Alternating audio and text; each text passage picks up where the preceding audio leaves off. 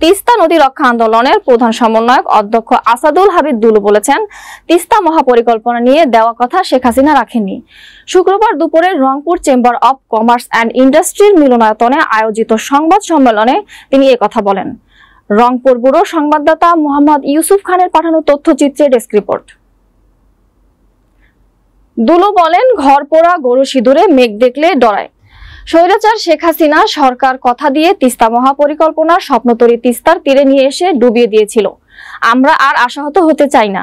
আমরা চাই নির্বাচনী তফসিল ঘোষণার আগে নিজস্ব কোষাগার থেকে প্রস্তাবিত ২,৪১৫ কোটি টাকা বরাদ্দ দিয়ে ২০২৫ সালের নভেম্বর মাসে অন্তর্বর্তীকালীন সরকারের মেয়াদকালে তিস্তা মহাপরিকল্পনা কাজের উদ্বোধন করা হোক।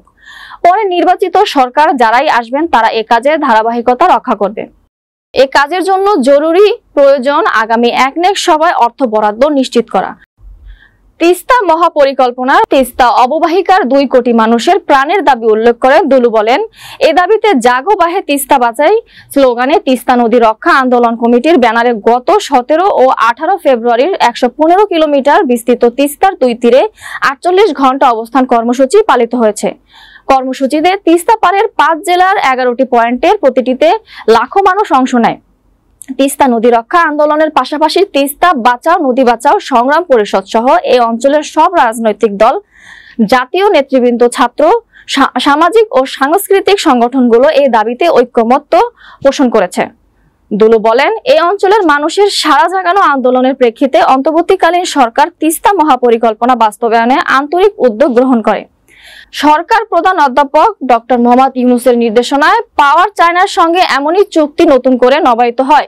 সরকার প্রধানের আন্তরিক প্রচেষ্টা এবং পানি সম্পদ মন্ত্রণালয়ের উপদেষ্টা সৈয়দা রিজওয়ানা হাসানের গত ৬ ফেব্রুয়ারি কাউনিয়া রেল সেতু চত্বরে অনুষ্ঠিত হয়েছিল গণশুনানি। এ সময় তিস্তা নদী রক্ষা আন্দোলন কমিটির ব্যানারে আমাদের হাজারো নেতাকর্মী উপস্থিত থেকে তিস্তা মহাপরিকল্পনা বাস্তবায়নের পক্ষে মতামত তুলে ধরেন। পানি সম্পদ মন্ত্রণালয়ের উপদেষ্টা প্রতিশ্রুতি কথা মোতাবেক ইতিমধ্যে পাওয়ার চায়নার সঙ্গে ৫ জেলা অনুষ্ঠিত মতবিনিময় সভা, চীনের উচ্চ পর্যায়ের প্রতিনিধিদের সঙ্গে বৈঠক সম্পন্ন হয়েছে। সম্প্রতি সরকারের পক্ষে পানি সম্পদ মন্ত্রণালয়ের উপদেষ্টা সৈয়দা রিজওয়ানা হাসান গণমাধ্যমে বলেছেন, ২০২৬ সালের জানুয়ারি মাসে তিস্তা মহাপরিকল্পনা বাস্তবায়নের প্রথম পর্যায়ের কাজ শুরু হবে। ১২,০০০ কোটি টাকা ব্যয়ে ১০ বছর মেয়াদী প্রকল্পের প্রথম পর্যায়ে বাস্তবায়নের ব্যয় হবে ৯,১৫০ কোটি টাকা।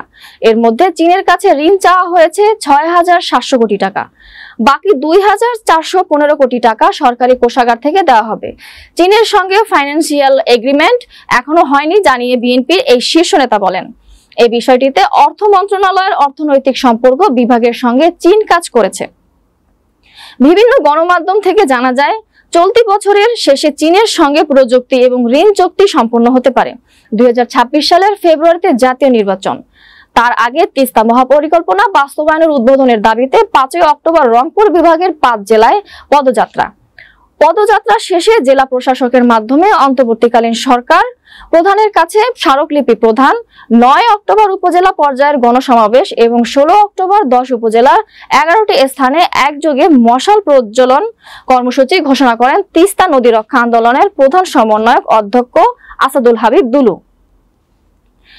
এ সময় রংপুর জেলা বিএনপির আহ্বায়ক সাইফুল ইসলাম, সদস্য সচিব আনিসুর রহমান লাকু, মহানগর বিএনপির আহ্বায়ক শামসুজ্জামান শামসু সহ বিএনপির অন্য নেতারা উপস্থিত ছিলেন। নদী রক্ষা আন্দোলন দীর্ঘদিন ধরে আন্দোলনে আমরা আছি, আমরা আন্দোলন চালিয়ে যাব। এইটিও তো আবার নতুন দ্বিতীয় পর্যায়ে আমরা আন্দোলনের কর্মসূচি ঘোষণা করলাম। পরবর্তীতে যদি সরকার কোনো কারণে গড়িমসি করে তাহলে আমরা নভেম্বর মাসে আরো অনেক লাগাতার কর্মসূচি দেব।